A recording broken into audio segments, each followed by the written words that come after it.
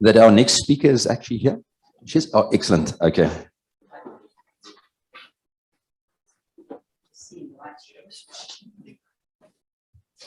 Oh, I might have to use this. I'm sorry. I put it there. There was this one's got. I put it up east. Okay, sure. Right, ladies and gents, time for our next lecturer, and this is Mush Perrins. Real name is actually Mush Marie Claire Perrins Gendron. That's quite a mouthful, but welcome, Mush, to Oudtshoorn.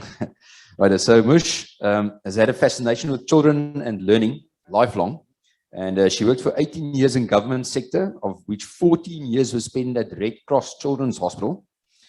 And Mush now runs her own comprehensive pediatric private practice. She's an occupational therapist by trade. She was a long-time part-time lecturer, clinical supervisor for the UCT department, occupational therapy department, presented a lot of papers on occupational therapy at international congresses, and has presented many pediatric courses in South Africa, as well as in a few neighboring countries. Over the past 40 years, has got a lot of interest from door gardening to music related to heartbeats. Professionally, she has many tools in her toolbox, significantly neurodevelopmental, sensory integration, sensory modulation, and play therapy. And also completed an MSc in occupational therapy in April 2021. The age of 61. 61. Well done. So, thesis title being Exploring the Use of Play in Health Promotion, Perspectives Originating from the Continent of Africa. She has 2 children and a husband, and they've taught her many valuable lessons. Well, welcome. Thank you very much. I'd like, just before we start, does anyone need a stretch? Are you good? Do you want to stand up and stretch a bit? You're right. Okay, what I would like you to do is close your eyes and think about your favorite play activity as a child, what you really enjoy doing, and the emotion that was associated with that. Okay. All right. So this topic is part of my master's. It was a 2-article master's. The use and value of play, perspectives originating from the continent of Africa, scoping review. So background. Play knowledge predominantly comes from literature outside of Africa. And this review was undertaken to summarize sources of play on the continent of Africa. Sorry, I'm really anxious. I do. Never mind. Just to understand what play is. Laura spoke so well. She kept it together. She really spoke back to me. Thematic, symbolic, construction, gameplay, and recreation. If you consider all of those, play is lifelong. We always think that play is the occupation of children, which it primarily is, but we all can play. And when you consider what free play is, I decide what to do. I'm motivated to do it. I have control over it. And I can decide if this building block is going to be a spaceship to go to Mars or can be a lion chasing me, which actually did happen as a child. The review objectives was to locate and summarize sources on play, on the use and value of play in human development and learning from the continent of Africa. Methodology, a PRISMA extension for scoping review guidelines was followed using the keywords in Boolean, play, and Africa. 12 EBSCO databases and 1 from Google Scholar was found for the sources. I had 17,004 sources were screened. The age bands between 2009 and 2019. Of the 263 sources, their eligibility was evaluated, and eligibility being peer-reviewed and published sources originating or containing perspectives on play, on occupation, originating from the continent of Africa. And we included master's and doctoral research that were on the included databases, those were also included. The results, the countries and regions of origin of Africa, yay to South Africa. We were way to the fore. Southern Africa predominantly. That might have skewed the results a little bit, but one of the things is that we have quite a lot of people from throughout Africa living in South Africa as well, and in Southern Africa. So I think publish or perish has definitely been taken to heart in this country. The source designs were very varied, from mixed, qualitative, quantitative, but predominantly qualitative. So inductive analysis of the data, there was 9 themes. The first one is who plays. Varied backgrounds, all ages, predominance of children, obviously. Second theme was why play is engaged with. I love this proportionally representative graphic cloud graph what it was. I wasn't allowed to include that in my master's. I had to go for linear graphs because this is like too out of the box. The top 3 emotions were enjoyable, happy, and let me see the last one here, my vision, yeah, and being fun. Play was attractive because of the positive emotions it elicited. Lacquer was one of the words that described it. When you look at what lacquer is, it's delicious and lovely and fun. Bonding, facilitated bonding, allowed one to feel safe. It was restorative in function. It allowed one to express one's feelings. And I'm thinking this was done during COVID, but I think post-COVID, a lot of this is very relevant for the communities we work with. Allowed to develop identity in individuals, increased confidence, allowed one to take risks, facilitated children's emotional development, allowed participants to be agentic, in other words, have control, but often they don't, represented reality, for example, playing out construction works for a funeral, sense of community and belonging was developed, and the spin-off of that was increased social responsibility, which is really positive. It also allowed for cultural values and behaviors to be transmitted across generations, allowed for social skills to be developed interrelatedness, developed trust, and strengthened friendships. It also facilitated physical development, health, and fitness in the participants, energized adults when used in adult workshops. Playing in the dirt was actually considered very beneficial, and it provided a sense of well-being. It was interesting, it was novel, it was stimulating, relevant, valued as an enriching occupation because it provided opportunities to learn. And we're finding a lot of these schools that the children have to do paperwork and you know, like more rote learning as opposed to learning through play. It developed understanding, memory, and cognitive skills. I asked somebody to remember an appointment from last week and they can't, so send me a WhatsApp to remind me we can't remember things anymore. Play was engaged with because it allowed creativity, exploration, different possibilities. And that chap yesterday spoke about that mask he developed in COVID. He's an engineer and a doctor. And this was being creative and different possibilities of how can we get oxygen into these clients with suffering with COVID. And we've got to have more divergent problem solving than convergent with the world that's changing so rapidly. It allowed imagination to be developed, experiential learning, curiosity, allowed individuals to be challenged, often at the just right challenge level. And particularly when you think about CP, that's the kind of thing that we need to look at a lot. Allowed risk-taking, allowed one to feel capable, and allowed experimentation. The third theme that arose was what play is intentionally used for. The first outcome, it was fascinating for me, was emotional. And I'll look at that in the next slide. Then educational. There was one source that looked in Botswana at how to teach preschool mathematics and science, and they took local songs and rhymes and they put it together in a booklet for the preschool teachers to use. Another one could be education was like the San folk in Namibia. They give their 3-year-olds miniature bow and arrows and they teach them to observe the environment. And look what's moving, what's not. Okay, start aiming at the stone, then you start aiming at the dung beetle, grade that up. There was another one that, do you know Masikitlana at all? It's a show in a game of storytelling. You have 2 stones and you beat them together and it gives you the impetus and the drama of the telling, and you tell it to a group of your peers and you interact and you talk about what was said and what else could you have done. And that's actually been integrated into some play therapy at the moment. In 2 sources, the teachers thought that play is a waste of time, and that was reversed in 2 of them, where they saw the value of play as a good educational tool. It was also used for child development, cognitive skill development, health and well-being, assessments, work skill development, developing independence in individuals, keeping children off the streets, and in a business workshop, as I said before. When you look at emotional outcomes, the first one was emotional skill development, and there's a huge, on the right-hand side, that's all that they were. For example, turn-taking, rules of good sportsmanship, playing cooperatively, taking constructive criticism, parenting skills. We forget a lot about parenting skills very often. Coping and healing, that was dealing with clients and communities ravaged by HIV/AIDS, dealing with war and conflict. There was conflict management was in some secondary schools in KwaZulu-Natal where they did role play to work on that. Working in palliative care and also with medical treatment. The next one was developing identity and then bonding. The fourth theme was how individuals play, and it was looking at resources, social resources, environmental, and what affordances they offered in a combination of the both. And how these were enriched and adapted, it was dependent on how agentive and creative the players were. Playfulness is found to be a very good skill to interrelating with people. And I think us as health practitioners, whatever level we are, we're a little bit playful in our approach sometimes. We can break through barriers a lot.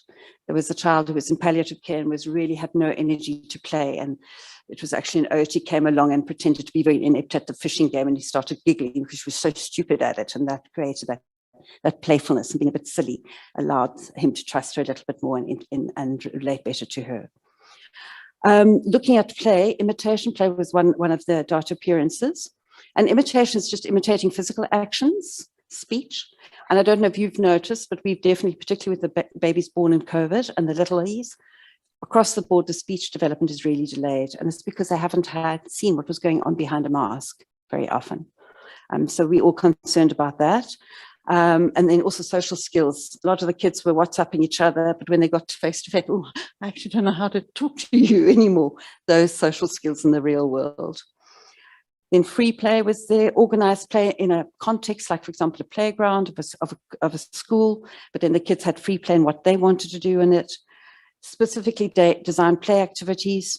There was one called a Riscopoli game, and it's looking at climate, how a rural community could deal with climate change. It was based on Monopoly. So if you didn't buy your Jojo tank and there was a drought, then you couldn't get your spinach. So it was, I mean, it's just like so creative, and it just was so exciting to read these things. And then there was things like evolving play. So play often doesn't, and any of you who've had kids, sometimes the whole place looks like, that's why my mother said play outdoors. You never had to clean the house, because you start on one thing and you move on to the next and everything gets left behind in this big trail. That's evolving play. The fifth theme was play and adult-related work skills. It helped develop work-related skills in children, for example, stone napping or fishing, for example, beating the grains. It allowed for adult mentoring in Central Africa, like the forager children would go out with their parents and they would teach them how to get their honey out of the honey hive. And these are the plants you eat and these are the ones you don't. And yes, you did a job well there. It was also found to be the foundational building blocks was play for play and adult-related work skills. And one of the original reasons why I wanted to do my master's was I'm dealing with 18-month-old children who's swiping the form board and expecting to jump in and not realizing I actually physically have to pick it up and put it in there. And I don't want doctors when I'm old who don't know how to operate because they haven't used hand skills.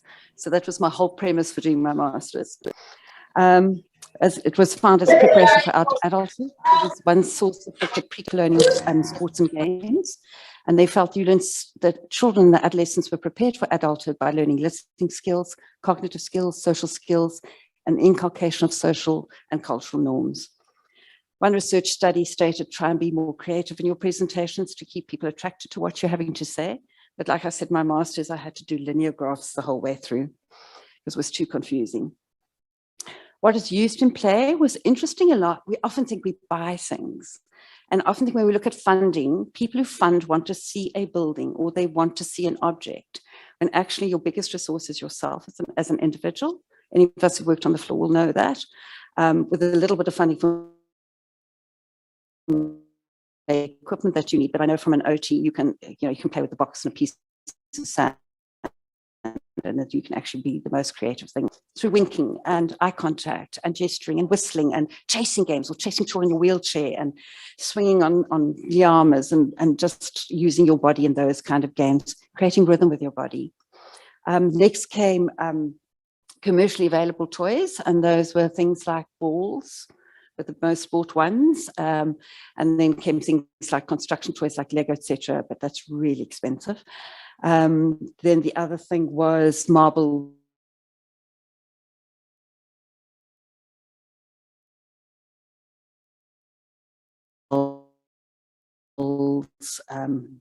with the top thing, where the guy, his commercially bought toy is stuck up in the tree, eats peanut butter and decides, I'm going to make one out of plastic bags, kicks it and out gets the other ball. But that ball's just as effective, isn't it? My dad was in the war during, in the Second World War, growing up. And he said, I think very often people think they need equipment. When he was a kid, they made a ball out of plastic, elastic bands, and they drew 3 stripes on the wall, and they found a stick, and that's what their cricket bat was, and that's how they played cricket. So objects, and you can see equipment's at the bottom of the list, isn't it? Then came games, storytelling. Storytelling evolved from around the fire. I remember my dad, we used to sit in front of the fire and tell stories, got onto books, radio, went onto television, and obviously commercially, such computer games and electronic media play have really taken over from that. Then games, songs, pretend, imaginary role play, and songs, and then last of all, equipment. Unfortunately, where does play occur most? Not outdoors, it's indoors. And we'll look at that on threats and barriers to play. It's a worldwide phenomenon, predominantly in the home and then in the classroom. The eighth theme was when and for how long play occurred. It was very varied.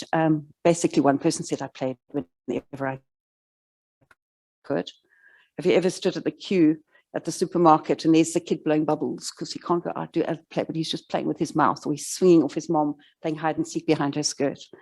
Yeah, there's lots of things that impact on how long we can play for and where. So the top threats and barriers to play with, first of all, was safety. And the top one, surprisingly enough, was traffic. And then came perceived threats from people and animals, for example, unsafe play spaces, for example, a dump or being near open water. Mobility was the next one, not having a wheelchair or the calipers or that assistive device to be part of that group of children playing outside. Or that could even be the barrier that I now have to take my wheelchair down the steps from the flat in order to get to the area where the other children are playing. And it could also be transport of getting to a play group, for example. Finances, where to play. We all know when we give a gift to a child, it's a box that's more attractive to the younger child than the actual toy inside. So when you come to my practice, I actually have a lot of very handmade stuff, and the client said, I said, this is not a Pinterest practice. This is real. Then electronic media play, and it was more the completely unrestrained amount of play that children play on electronic media play. One study that was done in South Africa found that children, they looked at physical activity in infants, and they found that children under the age of 2 are just really spending far too much time in front of electronic media play, and advocated we take on board the international standard of none of it at all for under 2-year-olds. Really hard, particularly considering COVID, and parents had to work from home, a lot of them. And on electronic, give the cell phone to the child, and they can just entertain themselves. I've got children using TV Speak that I know exactly which movie they've been watching all the time. I had one child in our screening assessments we do for children on the autism spectrum. And at the end of it, the dad said to me, and he said, I realized for the whole of COVID, I haven't played with my child. He was on, a 3-year-old was on the iPad for 7 hours a day because he had to be quiet because daddy had to earn a living. And I said, well, what did you like engaging with? And dad said, I like soccer. And the boy's eyes lit up. I said, right, you go home, 5 minutes of play with your son a day. Choose something you love, do it well, do it for 5 minutes. If it goes on for an hour, amazing. You create that bonding, you create that memory. It doesn't have to be a long, drawn out, expensive thing at all. Next thing is looking at education where play was not considered a priority. Like I said, that was reversed in 2 sources. And it's often parents thinking that play is a waste of time. You must not color within the lines, for example. Chores impacting on it, and then not a priority. I see parents on survival mode. There's no ways that they're going to be able to disengage from their worry about getting income. Where's the next plate of food going to come from? Or not considered important, of course. Bottom 3 threats or barriers to play. One, I'm just not going to read them all. One was time constraints. Another one was obviously health and nutritional values, how much energy you have to play. There was an interesting one here that adolescent girls don't want to play sports because it makes them sweat too much. So that was quite an interesting one that came through. On discussion, play was considered to be important and valued in development, learning, and as an educational tool because it allowed that experimentation, exploration. It was an apprenticeship to adulthood preparedness. It addressed emotional and overall well-being. Changes in play related to existing concerns was predominantly the one about indoor-outdoor play. And this is where, do you know about open streets in Cape Town? It's a concept where they cut off the streets and then everybody comes together and you share your culture and your food and your games. And it's a safe area for people to actually engage on. When you look at playing in the home was the most important or the best place to play, and then schools. One of the ways of creating safe places, maybe having aftercare facilities for children, where the parents, when they come home from work, then they pick the child up. So, and then they go home together transport-wise, so it's a safety concern. And children have playmates within a safe environment, and obviously people that you check are the right people to look after your children for that aftercare facility. Changes in play relating to electronic media play. I'm not bashing it. It's the most amazing resource for information. It allows the just right challenge for a lot of individuals. But what you've got to do is a balance of that with all the other types of play as well. And the uniqueness versus the universality of play. Universal play are the running, the chasing games, the clapping games, jacks and dodo, that's jacks, that's another name for jacks. Playing with dolls, symbolic role play, those are the ones across the board you'll find worldwide. And when you're seeing with the fluidity of people moving within countries, that's our common ground. What did you play as a child? I also played that, wasn't it fun? So that's your common meeting ground where you can start developing your IPR. The uniqueness of play was, for example, how children were doing a traditional game song and then they add in a pansula dance move into that, for example. The Masikatlana one, somebody said that's a really good tool for teaching different languages for individuals. Let's see which other ones I've forgotten here. Yeah, the creative, how we creatively made things from whatever we had.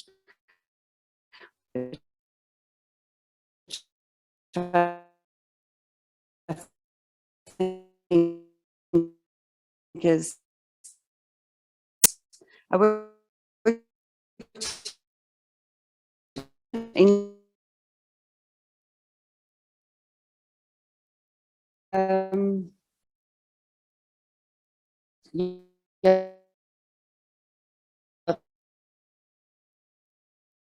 creative use of song, and with another one.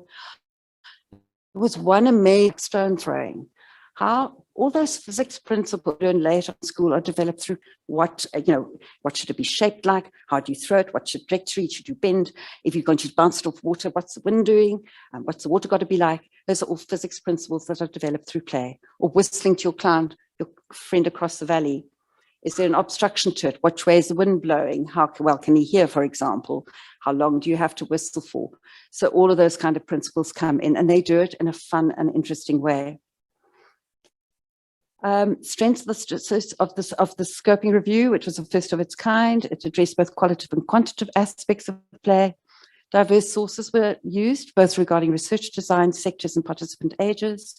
Participant voices were written, and oral comments that were commented on or included. Limitations with the sources. I had one French and the rest were all English, and there was no language filter. And the predominance, unfortunately, of sources only from South Africa, but yay, South Africa. Conclusion, the scoping review explored perspectives, experiences, views, and insights from African continent on the use and value of play. And knowledge allows for the universal commonalities of play to be understood. The value, uniqueness, and richness of play originating from the continent of Africa was highlighted and appreciated. Areas for future study, we're looking at adult play memories. Children don't know what this kind of phone was anymore. What? They look at you like that. There's so much of richness of what our people had before us, and we're losing those memories because people are just thinking the Western electronic media way is the way to go. So looking at that, let me just see which other one there was. Yeah, play relating to adult work habits and skills need to be investigated a little bit more because we're going to lose skills if everybody's only on electronic media play. Yeah.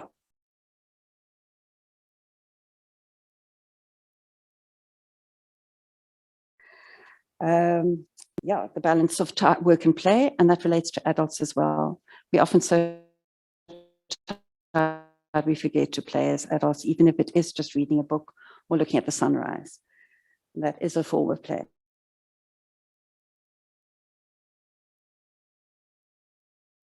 And thank you. Shall I go on to the next one straight on? Okay.